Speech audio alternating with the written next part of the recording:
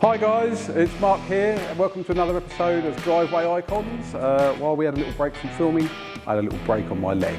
Anyway, we're here today with Dave with his wonderful Toyota MR2 Mk1. We're going to jump inside and get talking all about it.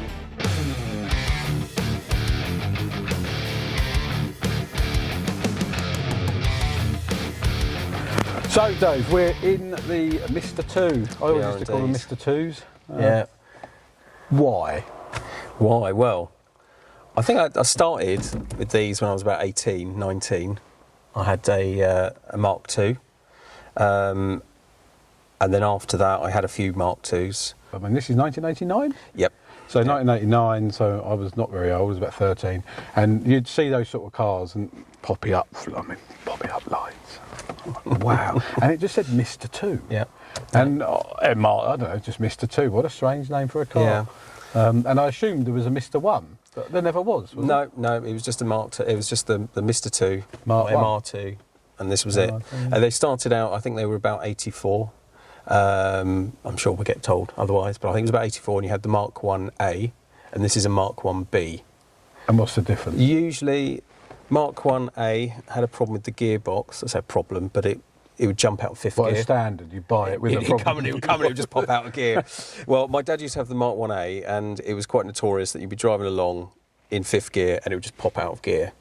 Right. Whereas the Mark 1B, I think they changed something in the mechanism. Like an optional extra was they to not allow it to put that in. Yes, we removed the pop-out feature. Apparently it's not liked. So this is the non-pop-out This is the non-pop-out, and that's how they sold it in the sales brochures. Yes, of course they did.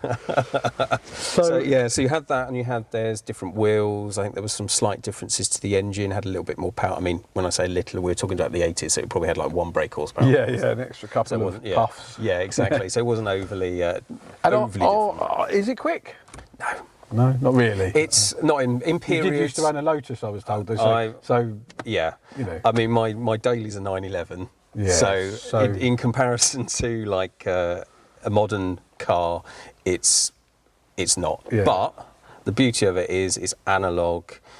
It's so darty. So inside, we sat inside here, and we're looking at it's all very 80s. It's very wedgy, plasticky. Things creak a bit like they don't anymore. But you've got not too bad for a Toyota though.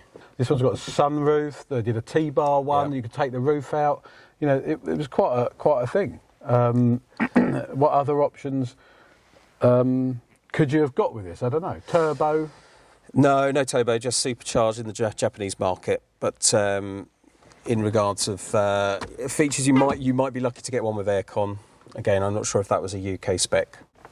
So yeah, what else is in here? Don't know. Lots of funny things. Very 80s. Very 80s is all I'm going to say. And I guess it was probably designed 70s, 80s. So there you are. Love this gear knob.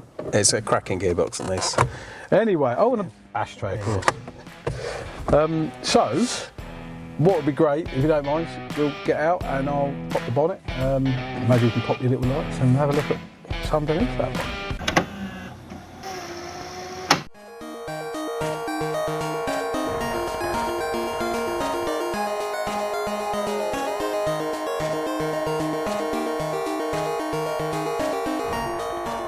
So here we are then, Dave. This is the MR2. Lift that bonnet. Let's have a look at what's under. Oh, where's the engine? I think a lot of you might have known that. Let's forget the bonnet and let's get to the back where the engine must be, I suppose. So now we've found the engine. Dave, thanks very much. We had to turn it around because there isn't an engine at the front. It's a rear engine. It is a mid-engine. Mid-engine. I was saying a minute ago that looking at it, it's sort of mid-offset. I wonder if it's balanced. Do you feel it when you're driving it? You don't. Well, I don't notice it, to be honest. I'd imagine the suspension's so old on it that it probably has its own imbalance like anyway in that regards. Yeah. So I suppose it's probably been designed to counteract that. Fuel tanks on this side, I'd imagine, or at least just in case anybody's wondering, what is that blue thing? Why is it blue? This is an aftermarket purchase. And what does it do? Well, it's an air vent basically. In Japan, there was certain brands called Tom's, sort of aftermarket brands that used to sell aftermarket kits back in the 80s and 90s for these. So they're quite hard to get hold of. So when you see them, you buy them. And it forces air? Well, it just vents air, and what they do is they, because the air filter is in the back, in the boot. Oh, of course. And the vent on your Where side, else would it be? exactly, the vent on your side round there feeds a pipe round the back of the car and into the engine bay this side. Oh, and so this vent that takes the air goes through there. And so a lot of people who try to do like performance mods, they will put the air vent in here, and this just helps to feed fresh air into the air filter. So what can we see in here? What's worth pointing out? I mean, it's a twin cam, we know that. Twin cam 16, so we assume that's 16 valve. Yeah, 16 valve, 1.6. Proudly states 1600 on there, like Toyota 1600. What does this kick out? I think it's about 120, 124, something like that. Bad, is it? So, but power it to weighs, weight on it's all right. Yeah, I think it only weighs about 980 kilos. Yeah, so kilograms. So it's a kilo. Sort of even a modern car, you know, they're often a couple of ton at 200 horsepower. So well, it's exactly. A modern day interpretation would be something like a Lotus Elise, which is what 800. Yeah, so considering you've got a lot more interior in this, it's. I think the steel on this, I think it's only something like 0.8 mil. So it's quite keep it light. Thin steel. So you're properly exposed if someone wants to run over you. It does look like you could just drive over it, doesn't it? The cheese wedge shape. And to rust as well. And rust. It does like to rust. I mean, I mean, this is quite clean, and I think anyone watching this would probably agree that you don't really see so many of these because they often succumb to the deadly rust and are in the scrap heap in the sky. Indeed. There's a nice gentleman in Wales that I buy parts off for it, which I think in his field alone, I think he has about 90. Now you've turned it round, maybe we'll turn it back round again, I don't know, and we'll get it on this four-poster ramp, we'll lift her up and have a look underneath and see what goes on, eh? Perfect.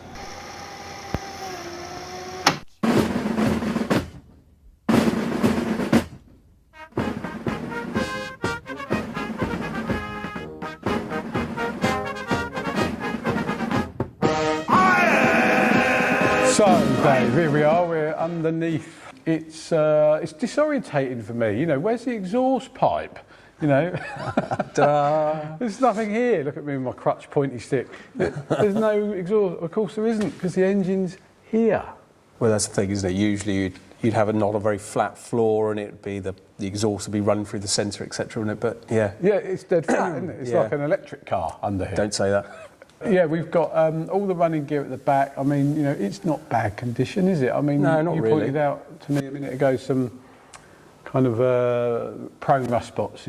Yeah, the seals down the side here, usually the notorious areas around these pillars here and at the front. It's quite a normal rust spot. I think you said you had one replaced. Yeah, I've had one replaced on this side. I mean, it's all in relatively good nick, and for, what is it, 35 years old? 36. 36 years old. It's not bad, is it? Not really, no.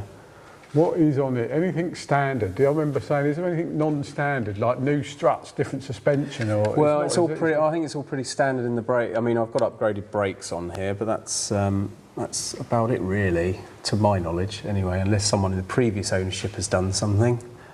No, I mean, I don't know. You ought to be putting something on it, but has it had some sort of undercoating or something? I mean, what is?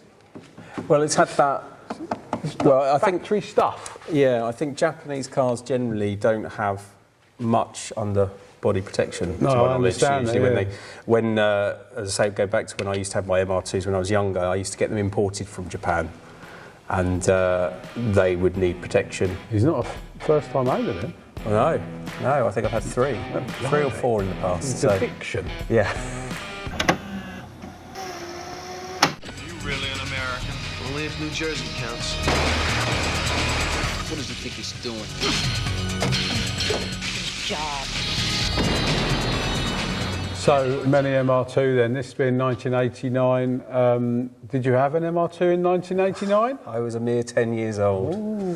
What car poster would you maybe have? Maybe you'd have a poster on the wall at that age. Well, I think I probably did. I think it probably was a Porsche 911 Turbo, I think, back then. So if only you could buy one of them now, eh? Too expensive now for my money. But my dad had one of these probably around that age. I probably was about 10 or 12 when my parents had one. 1989 for me, I don't really know, 13. It conjures up motorbikes and fields and not really cars for me, but a lot of outdoorsy stuff. And I did used to mess around with cars, but not these things. I mean, I was 1975 Escorts, 80s Fiestas, because we couldn't afford anything like this. Yeah. I mean, I spent a lot of time with my dad when we'd be in the garage. He would be fixing something, painting something, or car-oriented. Cars and bikes. Yeah. So we'd have had cars and bikes back then. Both my parents used to ride motorbikes. So. Right. Yeah, 89. Don't really remember that. Well, and I have got some photos of me back in that period, which I'm sure we can add a photo somewhere here in my hand. Has anyone got any photos of David in that area? Can you send them in? We'll put them into the video. So 3 MR2s, 4 MR2s now. I think this was this possibly the fourth. This is the fourth. Can't remember the third one by the sounds of it. No, there was a few. So if you want to, as ever, welcome to do a bit of Lanoguarding. I ain't going to do that because, this time I'm a bit disabled and I'm not able to. So. Show me the ropes. Yeah, I'll do that. I think you ought to do something about some of this rust on here. Yeah, has a few bits. All this thing's up here, we may as well get a bit of underbody protection on it, eh? I think that's the plan, isn't it? Sounds good. I would start with the grease. It's always a question like, where do you put the grease? I mean, I'd just use fingers myself or the brush, but just on the ends of the threads and the nuts. But anywhere where the spray would not hold as well, it'd drip off the end and there'd be a thinner amount there. So that's how I see it. And then seams, weld seams. There was this, like your seal, the weld seam down the seal. So have you done the greasing up? I have indeed, all nicely lubricated. Spray away and just avoid the brake disc. Try and cover the whole area, and if it drips, you've done too much.